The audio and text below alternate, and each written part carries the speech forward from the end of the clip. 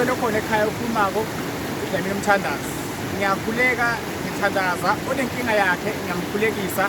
Usebenza ngamanzi, ngiyakholwa kakhulu emanzini. Mase ngibiziwe ngiyafika emanzini. Njengoba ubona kumnyama kanje, ubimiselo okukhulu naye ithembela uNkulunkulu usemadlozini. Ngiyalithemba ngasekho emhlabeni ingako ngila emanzini.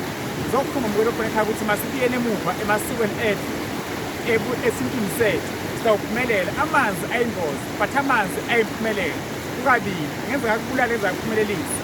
Lana uzakhona uyazila, uyathandaza, uyakhuleka. Mina ngesibini umukelo khona ekhaya. Le nkonzo ungakwenza ungahlula yini umukelo khona ekhaya. Kodwa Yesu uthumela inkinga yakho kimi.